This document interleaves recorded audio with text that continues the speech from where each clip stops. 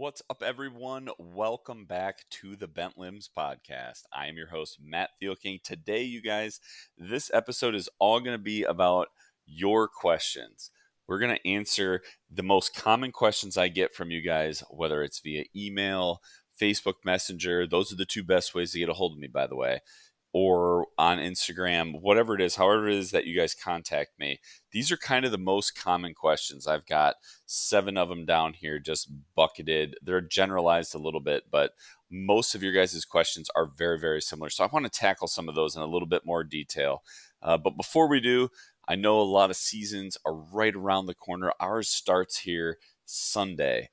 Today it's Friday night here in Southwest Michigan. Our season officially starts on Sunday. I cannot wait to get back out in the woods. And I say back out because we actually have in Michigan now an early doe season, which my 4.5-year-old son and I, we went out and we actually got it done, you guys. I don't know if you guys saw the video on the Draggin Deer Outdoors channel, on this channel, but we got a doe. And it was hands down the most special and my favorite hunt by far. So my 4.5-year-old and I, we've hunted together multiple times. Last year, even 2 years ago, I think when he was 2.5, I took him out. In hunting with a toddler, your expectations are very low. It's all about just having fun, and we have always done that, but we have never seen anything. And I don't want to spoil the whole hunt or anything like that if you guys haven't seen the video, but we got it done. We shot a really nice doe. I shot it with my compound bow, which was awesome. At sub 15 yards. It was a absolutely great morning, and the good Lord definitely blessed us with that opportunity. So if you haven't watched that yet, definitely check that out. And I know a lot of your guys' seasons, if they haven't already kicked off yet, they're right around the corner, just like mine. So I want to tackle some of these questions with you guys. Some of these are hot button questions. Some of them are ones that I've covered in some other videos, but we'll just talk about them again. Other ones haven't come up before, and I think they're really great questions. So let's dive in to this episode of the Bent Limbs podcast, answering your questions. So the first one, the one I get probably the most, honestly, is what arrow weight should I shoot? Or is this arrow weight heavy enough to make sure I don't have a limb issue? So when it comes to arrow weight, you guys are going to have to play around a little bit. And you know what? Me saying that you're going to have to play around a little bit, that's going to be a kind of a common theme or topic throughout answering your guys' questions, just because every crossbow is different and every arrow shaft that you shoot from different manufacturers is different. So I can give you guys some kind of general guidelines, or what I've seen and experienced and what kind of works is like good starting points. But really, if you really want to dive deep, if you really want to dial things in and cross every T, dot every I, you guys are going to have to tinker around. And that's what's fun, at least for me. I absolutely love doing that. And hopefully you guys do too. But just know, I'm not saying that as a way to skate your questions. I'm saying that because that is legitimately true. And I'll kind of explain a little bit in this one on the arrow weight. So first off, what arrow weight should I shoot? You guys know, or maybe you don't know. I'm a big fan of Troy Fowler, the Ranch Fairy. He is someone that I had found on YouTube, somebody that I've connected with, that we did a podcast episode with. Great guy. I think his information and what he preaches is very practical for arrow systems, arrow lethality, like true hunting setups that are going to make you more lethal in the woods. Like, I buy into all of that. I buy into the Ashby studies, that they're very physics based. A lot of that type of stuff is stuff that the industry honestly probably doesn't want to hear. And maybe some of you guys don't like hearing it, but until somebody comes out with a true scientific study based not only on personal experiences, but also on physics, I mean, that study is the gold standard as far as bow hunting goes. So when we talk about arrow weight, what Troy Fowler is going to tell you, and it's what I'm going to tell you too, is really you should be shooting the heaviest arrow weight that still flies perfect. And when we say perfect, that's typically, at least what I do, is shooting that through paper and making sure it's printing a perfect bullet hole. Now, how you go about doing that, we've done a few videos on this, but essentially, in like a nutshell, if you've got a new bow, or maybe you've got new arrows or whatever, and you want to tune them, and you want to figure out what weight your bow or your particular arrow shaft likes. I personally like to start with nock tuning. I'll start with just a standard 100 grain point, and I will nock tune. I will shoot each fletching position. I will shoot it through paper at 5 to 7 yards, and I will see which nock position gives me the closest to a bullet hole of basically, just a perfect circle with 3 120-degree fletching tears. After that, once I've done that or gotten them close, they might not all be perfect, but I've gotten them close. I've picked the best fletching. I've marked it with a Sharpie. Now I'm going to start adding point weight. And I'm going to do that with a serious Ranch Fairy tuning kit. So I like the 200 to 300 grain tuning kit. And the reason I like that one is because those are point weights that you don't normally see or find. They're ones, they're obviously they're extremely heavy, but it's easy to find. Like, and you've probably got some 100 grain, 125 grain. 150s are easy to find. The 175 one is one that I always, struggle with a little bit. That one's a kind of a goofy one to find. But what I like to do is I've normally got 100s laying around. I personally have 100s, 125s, and 150s, or you can buy them super cheap on Amazon. So just get a few of those and then buy the 200 to 300 kit. So you're covered with point weights from 100 to 300 with that one exception of that 175. Okay. And you're going to just start adding point weight with that arrow that's already nock tuned to what tears best through paper. And then you're going to see how high you can go in point weight before those tears start to change. When they start to change, when they start to deteriorate, when they start to go from perfect bullet holes to something that's tearing goofy, that's when you've hit that threshold of where it's flying, perfect or close to perfect, and then where it is no longer flying well.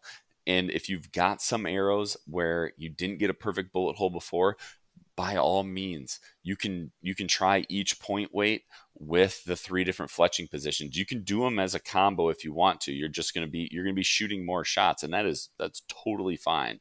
Or if you've got a few that they just didn't quite tune in, and you want to try, you found a point weight where the tears start to deteriorate. You're like, okay, this seems to be the max point weight. Now I want to go back. I want to revisit the fletching position thing again. So I'm going to shoot the heaviest point weight that still flew well, that still printed a good paper tear. The paper tear didn't change. Now I'm going to shoot those 3 fletching positions again and see if maybe, now that I've got some more weight up front, if that fletching position actually changes. That's kind of the process. That's gonna bucket you in a point weight, total arrow weight setup. And a lot of times what you guys are going to find is you're going to be in kind of a bracket. It's not going to be like you get a whole bunch of crappy tears, you get one good one at some specific point weight, and then you get a bunch of crappy tears after that. Like you're gonna be in a window. So you can kind of choose, if you get really heavy with that arrow and you don't want to shoot something quite that heavy because you're worried about speed, the distance that you're wanting to shoot, that kind of thing. Like, I get it. That's totally fine. It's fine to pick something in that window as long as it's still flying well. That is the key to all of the arrow weight, high FOC stuff. Is you can't load the front up so much that you shoot, crappy arrows out there downrange. Okay, you got to make sure they're still flying perfect or close to perfect. And then I also too, I've talked about this a lot, is when you go through this tuning process, is you're going to have some shafts.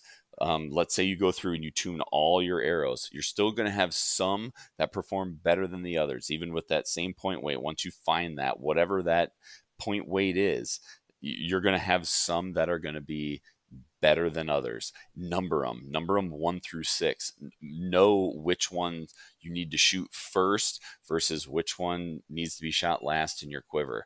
All of that stuff, all those little details are going to make you guys more lethal out in the woods. When it comes to the arrow weight question of the limbs, so I I believe, and I've done a couple videos on this, and one of them is the most popular one is a little bit older, and it's not that I don't stand behind any of that, but I have definitely learned a little bit more since then. So heavier arrows do reduce the amount of energy that gets transmitted through your limbs. Heavier arrows, uh, they take more of that kinetic energy from the bow. They transmit more of it to the arrow, and they take away energy that could be then dissipated through your limbs, your cam, your riser, all that stuff. The amount of energy is what is something that is, when you calculate it out, is something that is less than what I had originally thought. So I did a video on this. I can put a link down below in the description. My latest one, as far as crossbow limb failures related to arrow weight, check that out. The percentage of energy that you are going to transmit from a light arrow to, let's say, a heavy arrow that's flying well is probably something like you're going to transmit 5% ish more. It depends on the bow, depends on what is flying well, depends on what your arrow weight is. But let's just say for right now, 5 is the ballpark. Could be a little more, could be a little less. That 5% is every single shot. Now, how that translates through the life of the bow, I don't know. I don't know if that 5% is going to save your limbs for a really long time, or if that's going to save limbs for 100 shots. Like, there's other factors, a ton of other factors that go into limb failures. What I do know is that you are gaining 5%. You are gaining 5% more kinetic energy into your arrow, which translates to better penetration, and you are translating that 5% into an arrow that is still flying perfect. That is the whole goal. So all of the pluses, that there's nothing but upside to doing that. It's just the percentage of energy that you are putting into that arrow versus your bow is less than I originally thought in one video. So I just want to hammer that home. Okay, it's not as much energy as what I originally thought, as what a lot of people originally thought. Like, just shooting heavy arrows is probably not going to be the only thing that saves your bow. Your maintenance, your how you treat your bow, how you lower it up and down from your tree stand, whether you bang it into stuff, especially cocked. If you bang those limbs into stuff cocked, you can create microfractures that might not fail right now, but they might fail down the road. Manufacturing issues, like, you can just call it out as it is. Supplier issues for crossbow companies, their limb suppliers, assembly issues, limb pockets being incorrect as far as maybe surface finishes or how they're machined, all that kind of stuff. Like, there is a crap load of stuff that can go in to how a limb breaks.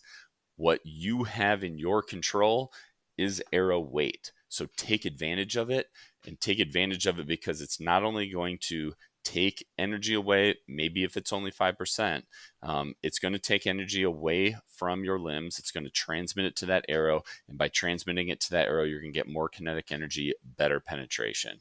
That's kind of the nutshell on that. And it's really up to you guys to figure out what works best for your bow, because a bow that they might shoot the same. Let's just take an example here. Let's take like Killer Instinct crossbows. You guys know I'm a big KI guy. They got a lot of crossbows that shoot 405 feet per second. Some of those bows, though, are going to transmit energy from the bow to the arrow differently. Some of them might have a really short power stroke and a really high draw weight.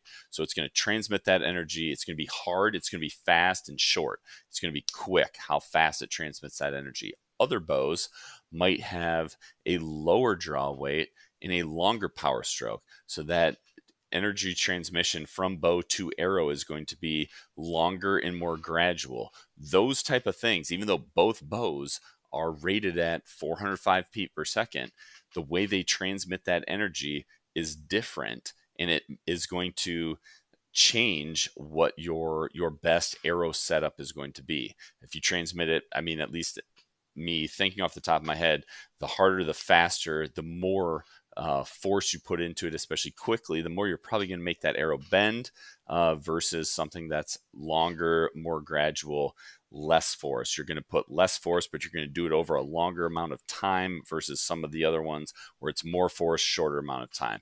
All of that is going to play into what arrow weight is the best for your bow. So this is where you're going to have to tinker around, and I highly recommend taking a look at those Serious Archery test kits and then supplementing them with just some cheap field points from Amazon. That seems to work the best, at least for me. Question number 2 is around optics, and it is, I want to upgrade the optics that I got, the bow package that I bought. I want to upgrade my optics. What scope should I buy? Man, that is another loaded question because it really comes down to what is your hunting style? What are the ranges that you're hunting at? Like I, that really, to me, is a thing that can separate really quickly what optics you should be looking at. How much money do you want to spend? Are you cool spending a couple $100, or are you looking for something that's a solid but budget friendly option? So when it comes to optics, I really like speed ring style optics. I think you guys know that from some of my other videos. If you don't, there you go. I really like speed ring style ones. I like them because they're easy to calibrate each and every ballistic dot inside of the reticle to the particular bow and arrow that you're shooting. I like them just because I know exactly where they're going to hit, and I have control over where they're going to hit. So if you're going to be potentially shooting longer ranges, if you're very, very particular about how much you have kind of control over tweaking things, the speed ring style ones are great. My favorite one, and I think the best one by far, best one I have shot, is Killer Instinct's Max View MV36. It has ballistic aiming points out to 150 yards, and I would never shoot at a deer out at 150 yards. But that reticle is legitimately set up to where you can shoot that, and you can shoot that accurately. And I did a video on that this summer where I was just straight up airing them out at 150 yards, and I can hit a paper plate at that, resting on a tripod from a lawn chair at the front of my driveway. Like, that is how well that reticle is set up. If you aren't going to shoot far, they're still great. If you are looking for something closer, or you're looking for something where you kind of want just some standard ranges, there's a lot of fixed reticles that are set up. And when I say fixed, what I'm meaning is they're a fixed magnification. So the dot spacing inside that reticle, you will not have the ability to change it.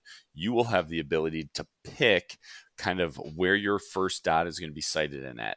Could be 20 yards, could be 30 yards. And then the dots below that, you will just have to kind of figure out what range those are then accurate at for the particular bow and the particular arrow that you're shooting.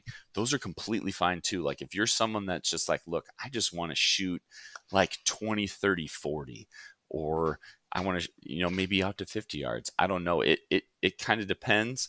But if you're one that's like, look, I just want to shoot traditional bow hunting, like compound bow hunting ranges with my crossbow, I don't want to have to monkey around with a bunch of stuff. I don't want a ring that could potentially come loose, or in the heat of the moment, I might get excited and I want to change the magnification, and then I just completely screw up all of my ballistic dot calibration. If you don't want that, fixed reticle scopes are just fine.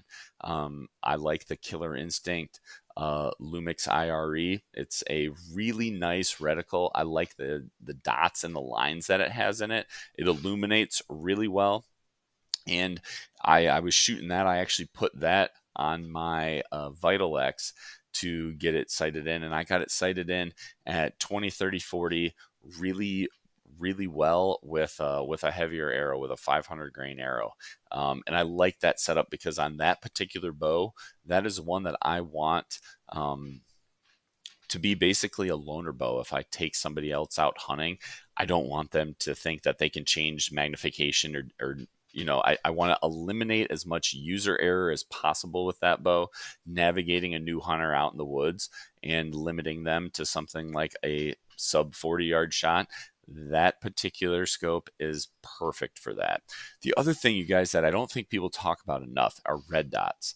My very first crossbow ever was a Barnett Wildcat. I think it shot like a Barnett Wildcat C5 or something like that. It shot like 320 feet per second. It came with a red dot. It came with a red dot that had 3 dots on the inside of it. I sighted them in at the top one. I sighted in at 20, and I was lucky enough that the middle one was basically 30 and the bottom one's basically 40. Red dots are great if you guys are close range hunters. In a lot of my hunting, and I actually might switch a crossbow over to a red dot for this specific reason. They are great for those close range shots. And the reason they're great for them is because, especially if you have I'm going to call it like a tube style red dot, because you can shoot with both eyes open, and your non-dominant eye, or the eye that's not looking through the reticle, it's not going to see the reticle, so you're not going to get like a double picture. But you can shoot with both eyes open, so you have fantastic target acquisition, fantastic low light visibility. And what you're going to see is with me, I'm a right-handed shooter, right? So my right eye is going to be seeing the reticle, and then my left eye is just going to be seeing the target. So those two combined, it's literally like I'm just looking at a deer, and it's got the red dot in my sight picture. I used to shoot like that the first few years of me having a crossbow, and I loved it. And it's a lot like how I shoot with a compound. I shoot with both eyes open, looking through a peep sight in a compound, but my non-dominant eye can see my sight pins, so I get a double picture, and I have to know which one of those pictures is the actual sight picture, the one that is lined up with my right eye, not the one that's lined up with my left eye. You don't have to worry about that with a tube style red dot. So don't be afraid to do that, because that is a fantastic option if you guys are going to be shooting sub 40 yards and want something that's just super fast, super easy target acquisition, great in low light, and a thing that's easy to sight and manipulate. So that's what I got on optics. Question number 3, what is the best arrow? That is another one where it's like, well, how far down this rabbit hole do you want to go? I think the best arrow shaft out there, we'll start with the shaft. I think the best arrow shaft is the Sirius Phoenix. And if you guys have watched some of my other videos, you guys know I'm a huge fan of that. And you know what? They're not cheap. They aren't. Compared to other crossbow arrows out there, they are not cheap. But if you guys want to be serious about taking advantage of every single inch you can get out there in the woods or while you're target practicing, these things are worth it. And I think the thing that separates them from other arrow shafts that I've shot, and I've shot some other good ones, and there's other good ones that I'll list here in a minute, but what separates the Sirius Phoenix is they've got a 3K carbon weave on the outside of the arrow. You'll see it as like a checkerboard pattern, like visibly as a checkerboard on the outside of the arrow. And that 3K carbon weave is all separate strands of carbon on the outside that create that kind of a quilted pattern. And what that does is that creates a really nice, strong arrow on the outside, and it creates an extremely consistent spine throughout the arrow. So when we talk about tuning, we talk about nock tuning and basically just arrow tuning in general.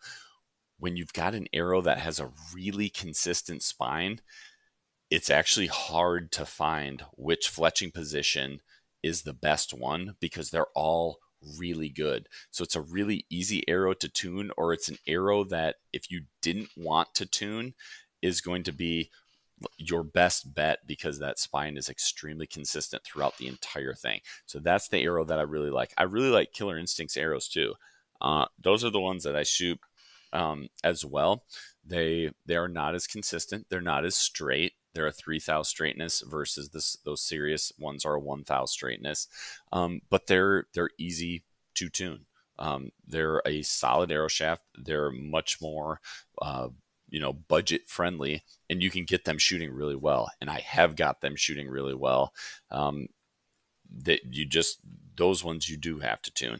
Other good ones that a lot of other people shoot, you guys, victories are good. The Black Eagle stuff, like the zombie slayers, you guys, you can see a lot of people shoot those are good too. I mean, it really is up to you. You guys can read reviews all over the place with what you want. I think one of the keys though is, don't cheap out on arrows. I would rather have a cheaper bow in premium arrows than the opposite way around, having a high-end bow with crappy arrows. It's kind of like having a match grade rifle and going and putting, the cheapest, I don't know what, Remington core locks in it, and expecting it to shoot really well versus having maybe a less expensive rifle and spending the time to figure out exactly which rifle round it likes to shoot. I think the ammunition is just as important, or I should say, the ammunition is more important than the weapon that's shooting it. And I think you guys will find having a really high quality arrow shaft is going to pay dividends for your accuracy, your hunting, your basically just success out in the woods. So that's what I would say. Look for something that has a really good straightness tolerance. See if they have something where it talks about, maybe some of them are spine aligned already. I think Victory does that on their compound arrows. I don't know if they do that on their crossbow ones, but that would be a nice feature. Serious Archery, you can get the crossbow arrows spine aligned from Serious for an extra, I think it's like $2 an arrow. It's well worth it. It saves some time on the tuning aspect of things, but just look for something that is high quality. And if you can't afford a high quality arrow, if you have to go to a economically priced crossbow and an economically priced arrow, you're just going to have to do a little more tuning and sorting. But I promise you can get them shooting well. I've also had some questions on like fletchings, fletching offsets, and then arrow lengths. So when it comes to fletching offsets, I like a 1 degree offset because I shoot a SWAT X1. That's my primary bow. That is the biggest offset I can put on an arrow with a 3-inch vein and not have it rub in the barrel. That 1-inch offset also works really well with other non-barreled crossbows that I have, like the Diesel X, like the Vital X, like this old PSE that I've got. It works really well with a lot of them. It's an easy offset to put on stuff. I use a Goat Tough fletching jig. I absolutely love it. It's one of their standard fletching plates for that jig. That is a great offset. A 1/2 degree works really well too. That one, obviously, you're just not going to spin as much, but you're going to retain a little more speed. That is one thing. When you talk about fletching offsets, know that the more offset you put on it, that's the more resistance you're basically putting back there. The less aerodynamic you are making your arrow in an effort to spin it faster. So spinning it faster is going to stabilize that arrow. It's going to help stabilize your broadhead flight, but it's going to create more drag. You're going to lose speed. So it's kind of a balancing game depending on what broadhead you shoot. 1/2 degree, 1 degree, those work really well for fixed blades. They work really well out of SWAT X1, SWAT XPs, SWAT style crossbows that have that 360-degree enclosed barrel. They work really well on traditional rail style crossbows. I've also shot straight fletch. I did that just out of my SWAT X1, I think, and those were fine. I shot a bigger fletching on that. Blazer vanes, I know a lot of guys like those. Unfortunately, I don't shoot a lot of blazers. They don't fit in my SWAT X1 barrel, so I really don't have a ton of experience. I really like. I lean on the side of more fletching. I really don't care that much if it creates more drag, if I lose a little bit more speed. If it's going to stabilize the fixed blade broadhead that I have, that's what I want. I want something that's going to be stable and forgiving. And I really like a kind of slim profile 3-inch vane with a 1 degree offset. The particular vanes that I shoot, I've been shooting the Fusion or the Q2i Fusion X2s. They're 3-inch vanes. They're basically the standard vanes that come on the Killer Instinct Hyper arrows. I've been shooting those on both, obviously, the KI Hyper stuff as well as the Sirius Phoenix stuff. As far as fletching length goes, or sorry, not fletching length, arrow length goes, this was a really good question where somebody had asked just recently about 20 versus 22-inch arrows and which one would produce better broadhead flight. And I thought that was a really good question. That's something that I haven't really touched on much. If all things are equal, if you're shooting the exact same broadhead with the exact same shaft, the exact same fletching, and the exact same offset, okay? Let's just say everything about the arrow is exactly the same with the exception of length. The 22-inch arrow is going to be more accurate than the 20-inch arrow. Should be. The reason I say it should be is because with it being longer, you've basically got a longer lever arm. I mean, think of your arrow as like a wrench. Your broadhead is the nut that you're trying to, tighten, and the fletchings are where you're applying your force. The longer your lever arm is, the less force you're going to have to apply to the end of it to correct your broadhead flight or to turn the nut that you're trying to tighten. So having a longer lever arm, all things created equal, it's going to need less force on the fletchings to correct your whatever you've got on the front of your arrow, your broadhead. Now, a longer arrow is going to cut down on your FOC. So shorter arrows are going to have more FOC. And we know FOC is something that also translates to better accuracy. Having more of that weight up front is going to help pull the arrow through the air versus, having the shaft push it. So you're going to lose some FOC by going to a longer arrow. But me personally, there's the trade-off is basically FOC versus less force or less pressure on your fletchings to correct arrow flight. I'm going to say the 22-inch arrow is going to be more accurate, especially for a fixed blade, just because you've got that longer lever arm. But I think that was a really good question by whoever that was that just shot that to me recently. All right, question number 4. This is a good one too. Why would I shoot a fixed blade with my crossbow if it has enough power to punch a big mechanical broadhead through a deer? That's a good question. When we talk about how much power crossbows have, and when we think about mechanicals and big cutting diameters, it's like, why would I not shoot just a big old honking mechanical? Because I've got all this kinetic energy. I've got way more than a compound bow. Why would I not just shoot that and blast that through, the target animal that I'm going after? So there's a couple reasons for that. And it really comes down to when people, or the people that have asked this question, their thought process is not wrong. And where they're thinking is like, I have this amount of kinetic energy.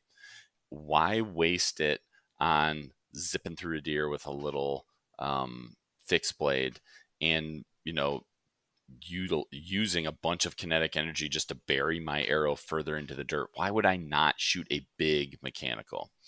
And it's not that you can't. Your crossbow has more than enough to push a big mechanical broadhead through a deer.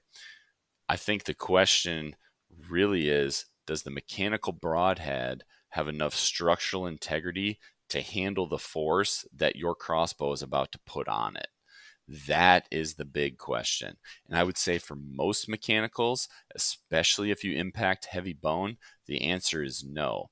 That broadhead structural integrity is not enough to hold up to what your crossbow can put on it. Remember, every action has an equal and opposite reaction. Whatever your crossbow is going to impart onto that arrow, and especially the force that that arrow is going to impart on a deer when it hits that deer is going to impart the same amount of energy onto your arrow. So if you hit heavy bone, and I'm talking really about heavy bone, you guys, if we talk about just shooting through rib cages, you guys are 100% right. Your crossbow can push a mechanical broadhead, and that mechanical broadhead's structural integrity is probably enough to be intact. A lot of them are.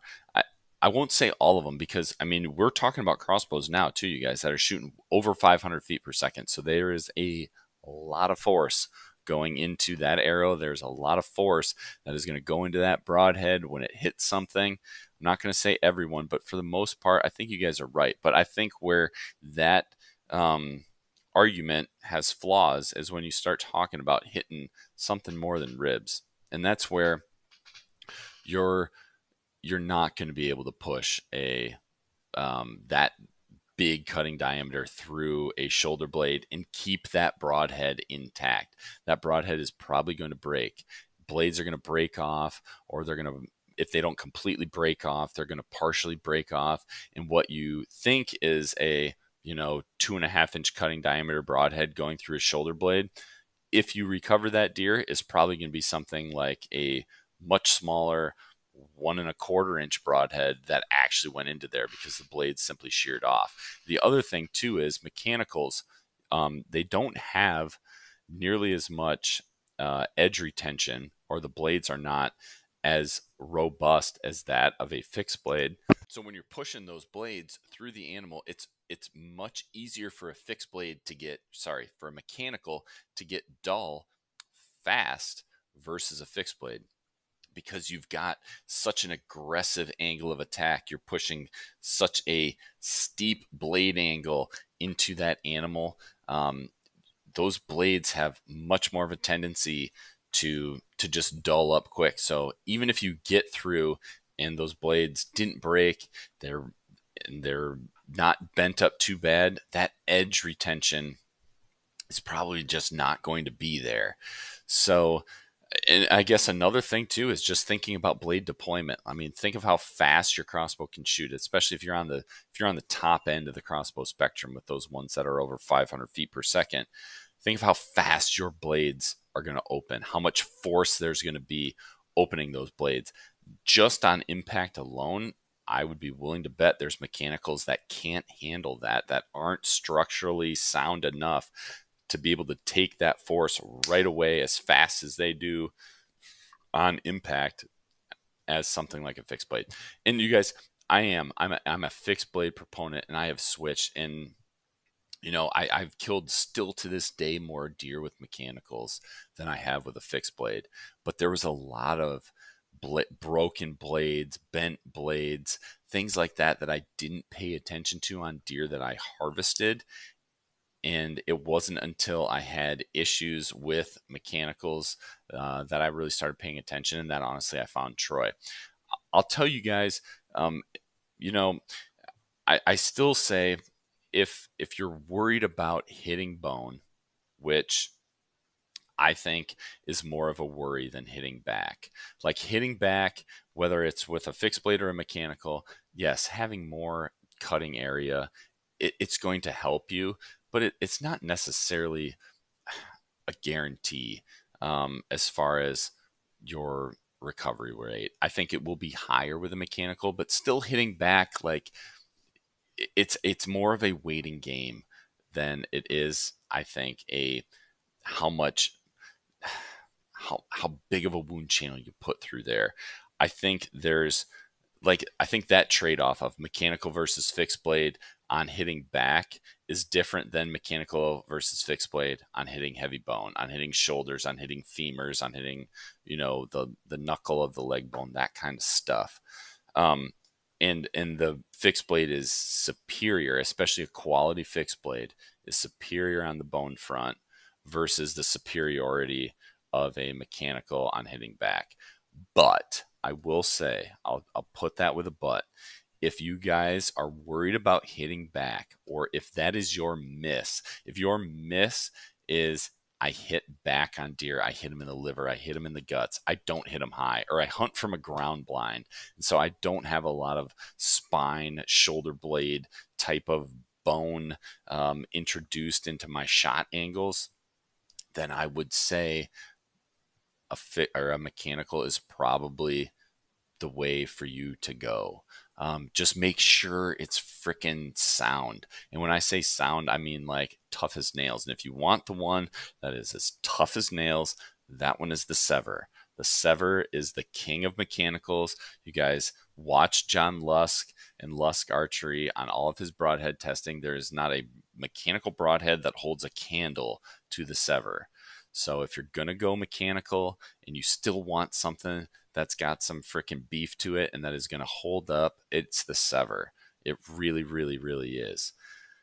If you're worried though about penetration, if you want to make sure you've got maximum penetration, regardless of what it is that you're having to shoot through, a high quality fixed blade is going to be the ticket for you guys. I'm a big fan of the Magnus Stingers. I'm a big fan of the Tough Head broadheads. I think VPA makes some fantastic broadheads. Iron Will makes some fantastic broadheads. Some are more expensive than others, but there's a lot of really good fixed blades out there. And the thing that I have noticed the most, I'll just tell you guys my personal experience when it comes to fixed blade versus mechanicals. The thing that I have noticed the most is deer don't know they are hit with a razor sharp fixed blade. They don't. I have had much shorter recoveries with fixed blades than I have mechanicals. My blood trails might not be, the TV worthy red carpet treatment that everybody loves to see. But when they die within sight or they die within 50 yards, you don't really need a whole heck of a lot of blood. I think there's something to be said about a razor sharp, kind of narrowed profile fixed blade and how it zips in and out of a deer super fast to where they don't really feel it. They don't feel it nearly as much as that big, aggressively, set up blade angle, just completely smacking them. Like they know something went wrong. And yeah, they're going to produce some blood, especially if you hit them where you need to, but they go a lot farther. Like that doe that I shot with my son, she just made it off the edge of the food plot. And she knew, like she had us basically pegged. She knew something was up, but she went 50 yards. Another deer I shot with a fixed blade went like 35 yards. He literally took like 2 or 3 bounds and then stood there and tipped over. So there's something to be said about that I don't want to skip on, is focusing maybe less on how much blood you can put down and what the marketing literature, the TV personalities show you as far as blood trails go, and having a broadhead that makes deer react less to the shot. I think that is something that you need to consider when it comes to broadheads. So I know that's a lot there, but just thinking you can jam a huge fixed blade, or sorry, a huge mechanical through anything because you have a lot of kinetic energy with a crossbow with a heavy arrow, that is not 100% true because of the mechanical structural integrity and how much force you're going to impart on it.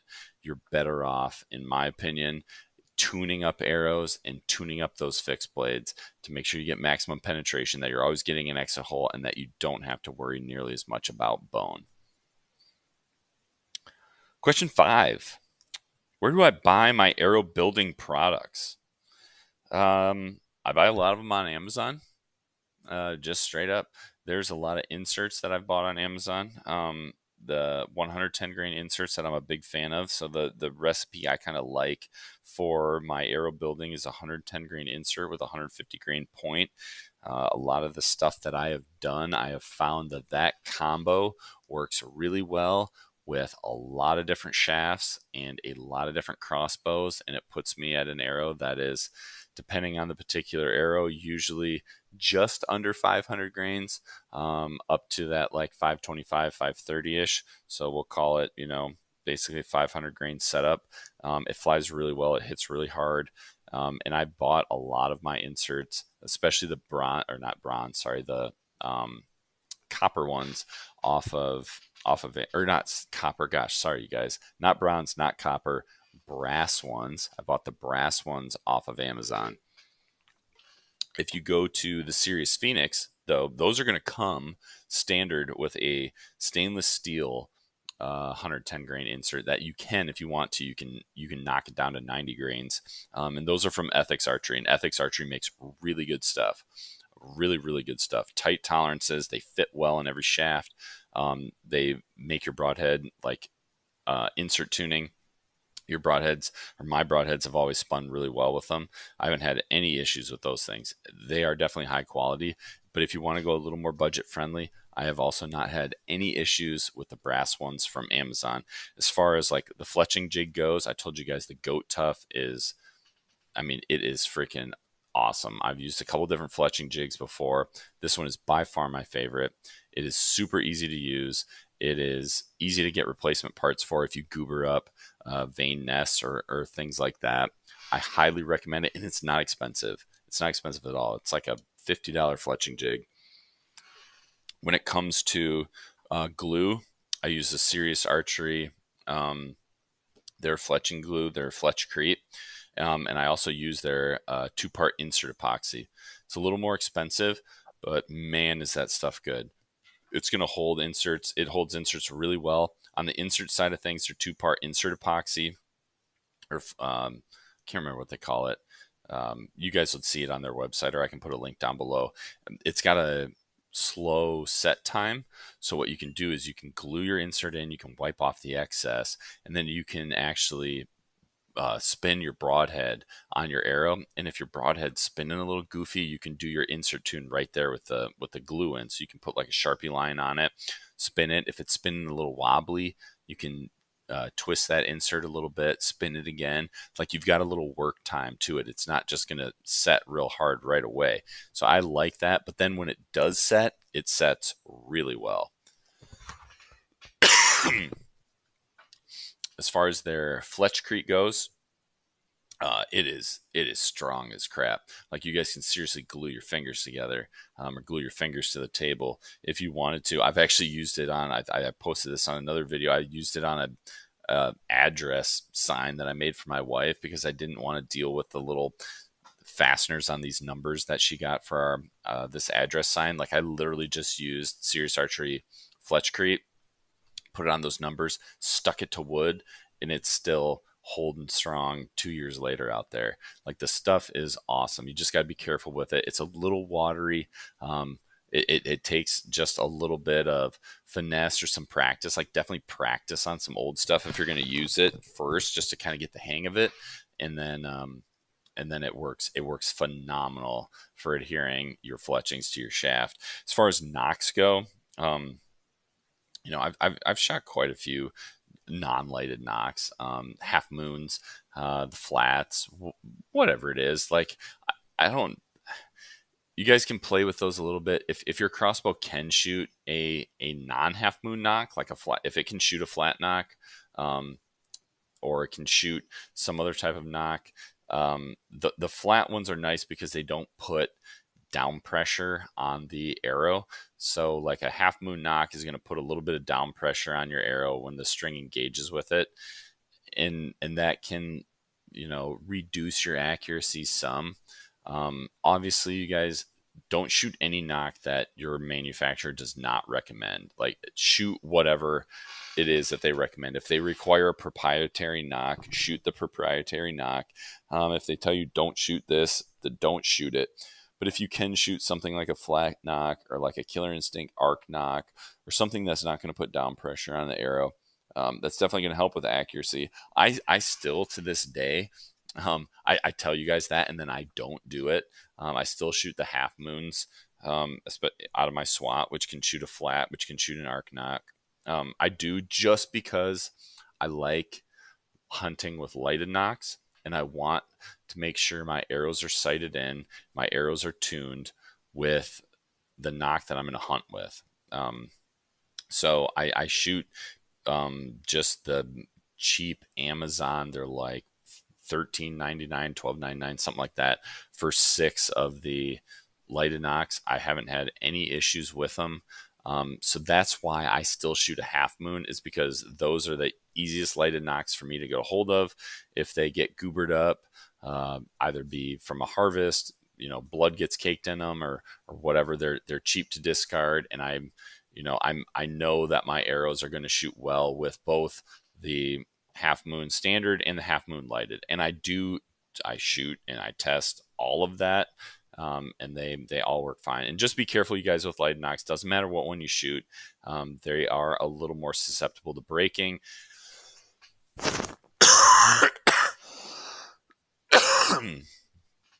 Those lighted nocks breaking can lead to issues with your crossbow. Issues basically with like a partial dry fire, where your nock breaks and you think you had a limb failure because your crossbow exploded, when in reality it was the nock's fault. So just pay attention to them, whether you shoot cheap ones like I do, the Amazon ones, which again I have not had any issues with, or you shoot some other standard name brand one. Just make sure you keep an eye on them. Don't shoot them too much. Maybe cycle some through. If you got ones that are dead for batteries, shoot those with your hunting arrows. Make sure those are sighted in, then swap them out with a fresh one before you go hunting. I just wouldn't put too many shots on a lighted nock, because all of them, just in general, they are susceptible to breaking. Question number 6, another fun one. How far can I kill a deer with a crossbow? Boy, that is a user-specific and setup-specific question right there, isn't it? So you guys are going to see a ton of people every year that are killing deer at some really far distances.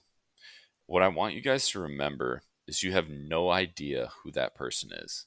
You have no idea how much time, how much tuning, how much prep work, how, the finite details that they've put into stuff. It could be zero. It could be zero, and some guy or some girl sailed one out there and connected, and they want to brag about their 70, 80, 100-yard shot. Could also be some person, like some people that I know, like some people that have been mentioned on my videos or podcasts before, that put a absolute crap load of time into arrow tuning, into tuning their skills, their hunting setups, studying deer, ensuring that they are confident in how a deer is going to react to a shot. They're studying body language and body angles and all that stuff, knowing exactly where a broadhead is going to hit, regardless of what it is, to where they put a buttload of time into making sure that they can actually execute and ethically harvest a deer at an extended range. So just remember, you have no idea. You have absolutely no idea when you see stuff on Facebook or Instagram what somebody put in to making that shot happen. What you do have an idea of, though, is how good you are, how good your equipment is, how good your arrow setup is, how good your bow setup is, how much time you've put in. And a great metric for yourself is a group size. And if you don't want to shoot a group, I'm totally cool with that, because if you shoot some real tight groups, you can jack up some arrows real fast by just blasting arrows into the back of one another. But what you should do is just, regulate yourself.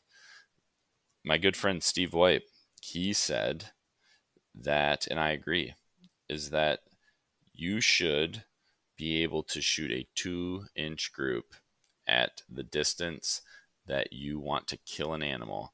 That 2-inch group is your exact hunting setup. That is broadhead, that is fletching, shaft, lighted nock, crossbow, everything.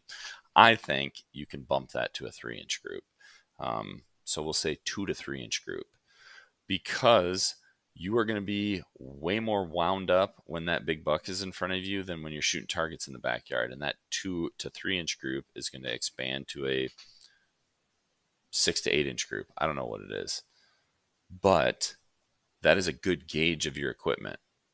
That is a good gauge of your skill set. That is a good gauge of your broadhead flight. That's a good gauge of everything. 2 to 3-inch group of your hunting setup while you're calm on the practice range, whatever you can hold that at, that should be your effective hunting range. That is the easiest way I can explain it, or give you guys something to measure yourself on. And seriously, you guys, don't like worry about it. Like, don't worry about if yours is 30 yards or if yours is 90 yards. Who gives a crap? You're bow hunting. Your goal should be to get as close as possible to your game to where you cannot possibly screw it up. That's my goal. I don't really care. I don't really. I would be totally fine never having a 80-yard kill with a crossbow. I'd be, dude. I don't expect to ever have that. I still have 2 compound bow kills that are farther than my farthest crossbow kill. My farthest crossbow kill is 28 yards. I want to get close. Get as close as you can. Make it so that deer can't react, that your well-tuned arrow is going to hit exactly where you want, that it's going to be clean, easy, you can't screw it up. It's a freaking layup.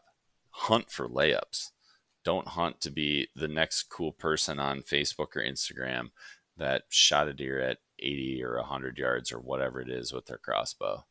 Strive to get close and know what your effective hunting range is based on your group sizes that you can shoot calm in the backyard, and just be honest with yourself. Okay? Get as close as you can. If you guys want to know, the closest I have ever killed a deer was with a crossbow. I'm pretty proud of this, and I actually wish I would have had my compound.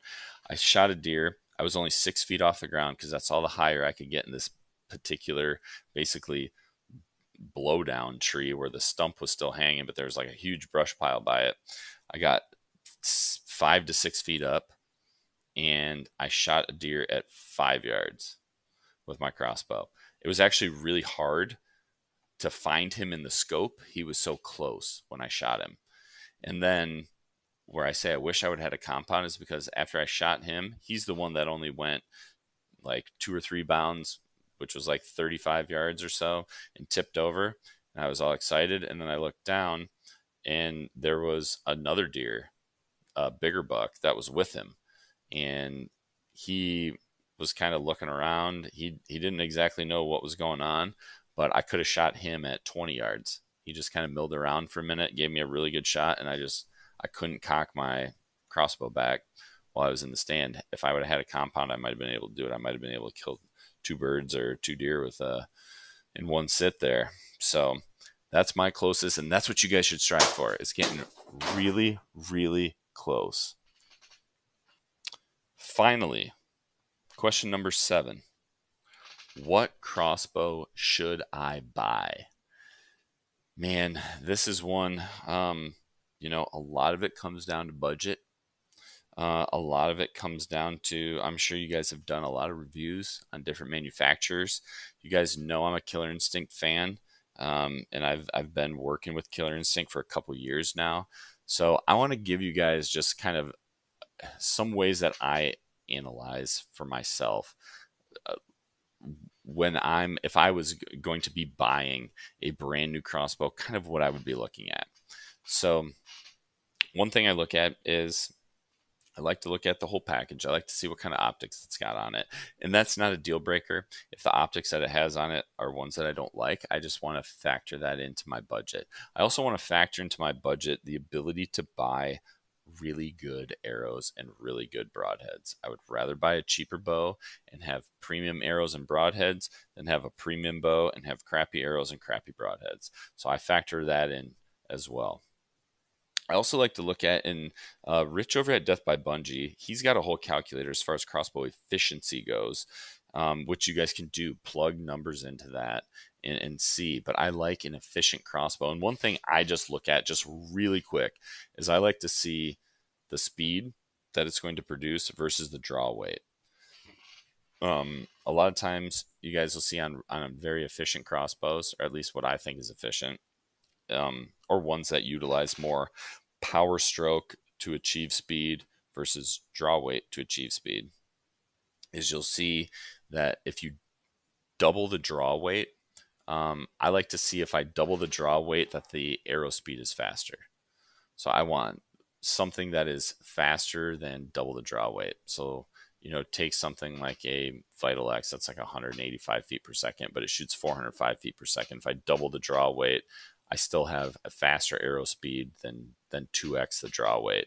That's something that I like, because that means that the cam system is likely efficient, that the bow is utilizing a little bit more of power stroke versus just straight up draw weight. I personally like that, and that's not necessarily a reflection of quality. That's not necessarily a reflection of durability. I just like to see that. And some bows are different, right? You look at SWAT X1s, you look at like the Raven, like R26 or R29, some of the bullpup design stuff.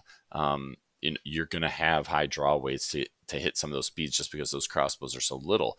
And those are also, you're going into a little bit more premium tier of crossbows as far as price points go. So naturally, you're going to get some tighter tolerances on stuff. You're going to probably get some better quality materials. But if you're looking more at the entry level stuff, I like to see something where I'm at least confident as far as a crossbow efficiency goes. I also like something that, KI, being they have a lot of stuff in the 405 feet per second mark. I really like that. I like that or lower.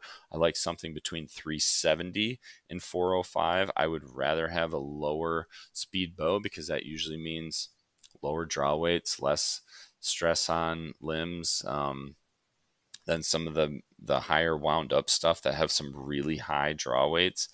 And if I was just going to give you guys some bows, I'll give you some here right now. I mean, obviously I love the SWAT X1. If you guys can afford the SWAT X1, you should buy that, because it is a absolute dynamite bow. And now I think I just looked yesterday. Hopefully the sale's still going on when this video drops, but they're $800 now. They're on sale from $1,000 to $800, and those bows were $1,200. Not very long ago.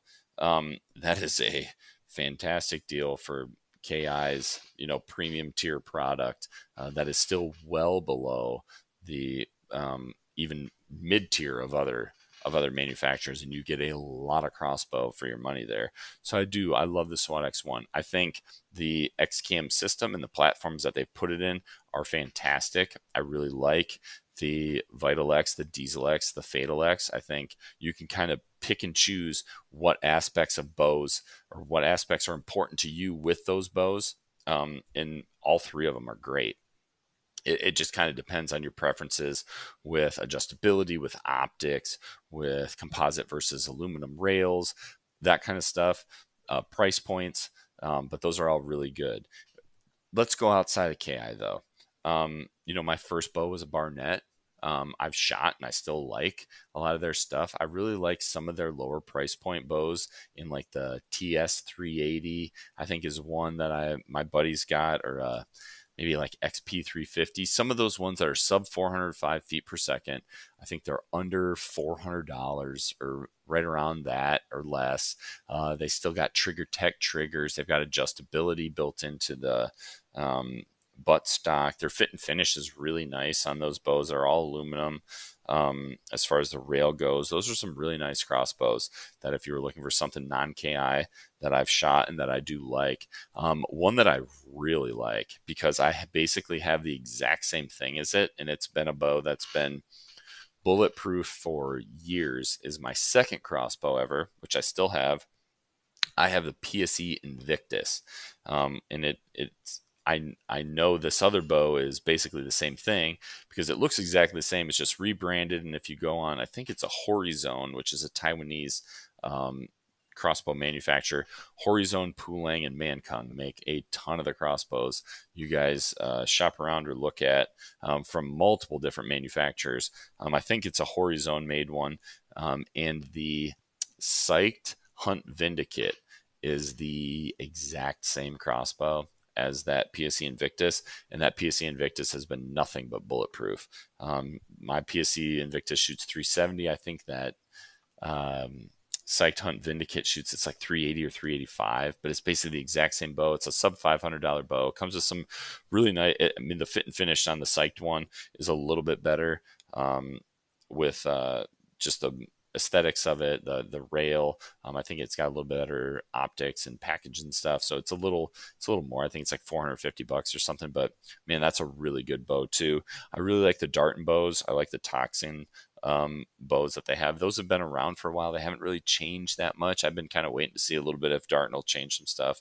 But I think they even subcontracted or not subcontracted, but licensed some of their design ideas from that Toxin to I think it was PSE on the Warhammer with just like their stock trigger mechanism, the kind of diving board style, scope mount, that kind of stuff. I don't know that for a fact, but I'm just going by what I look at. And Darton's known for licensing a lot of their technology to other companies, or they have been for like their compound bows and stuff. So that's not a surprise, and they make really good stuff. They're a Michigan company as well, so I always want to give them a shout out or support them as well. And those Toxins they're really sweet little bows. Other ones, I mean, if you guys want to go Matthews, if you want to start jumping into those higher price points, if you're looking at the SWAT X1, you're probably going to be comparing it to the Sub 1 or Sub 1 XR. I mean, you guys know Matthews makes really good stuff. It's just different. That bow is a little, at least for me, it's a little bulky for what it is. I mean, I know that it's accurate. It's got a great trigger on it and stuff, but I would much rather have the compactness and huntability of the SWAT X1 with the same level of accuracy than I would the Matthews, but Matthews makes a really good stuff. Other ones, I mean, 10 Point's got some good ones, and Wicked Ridge have some good ones in some of their mid-tier price points, like the gosh, I'm trying to think off the top of my head. Is there one that's like the Fury or the M370? I might be saying names wrong, but you guys know there's some. I think you guys will know what I'm talking about.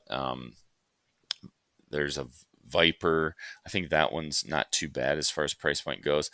They've got their portfolio is pretty big as far as crossbows go. There's a lot, you guys, there's a lot of options out there from a lot of different manufacturers. Get out there and get your hands on some of them if you can, and shoot them and feel them, and just I think crossbows or compound bows they're like golf clubs. A lot of it, every golf club can hit a golf ball. Every golf club can hit a golf ball far. They're just going to have different feels to them, and people are going to have different preferences with them. I think compound bows, I think crossbows are exactly the same. You got to be confident and comfortable with what you're shooting to be lethal out there in the woods. So when it comes to buying one, just be honest with your price point. Don't spend all your money on the bow and have no money left over to buy quality arrows, quality broadheads. You guys definitely save some for that, and do your part to tune and make sure that your entire system is shooting well, and you know exactly how it's going to perform when you're out there hunting. Those are the top questions that you guys have asked me recently. So I hope that this podcast episode helps answer some of those, and I didn't ramble on too much. And I hope you guys like this. And please, you guys, keep questions coming. I love interacting with you guys. I love chatting with you. I apologize if some of my responses are delayed, but the best way to get a hold of me is either on my Facebook Draggin Deer Outdoor page. So go to the Draggin Deer Outdoors Facebook page, send me a message on there. That one I check quite regularly. Instagram I don't, and the Instagram, the way it filters the messages and stuff, it often filters them to a folder where if we're not followers or we're not whatever, I don't see it, or I often see it delayed. So that's why I say don't message me on there. The other way is just by email. My Gmail, dragondeer@gmail.com. You guys can shoot me an email anytime you want if you've got questions. If you guys have other questions other than the ones that we covered, please shoot them my way. Maybe we can make another episode here of the next top whatever it is questions as the hunting season rolls on, or starts here, or just whatever it is that you guys have questions on, whether I didn't cover it or whether something wasn't clear. Whatever it is, please keep them coming, you guys. I love interacting with all of you, and I appreciate all of you following and supporting this channel. So I hope you guys enjoyed this podcast. If you did, please do me a favor, hit that like button down below. Also, don't forget to subscribe. We'll see you guys soon on the next Bent Limbs podcast episode. Take care, God bless, and good luck during the 2023 deer season.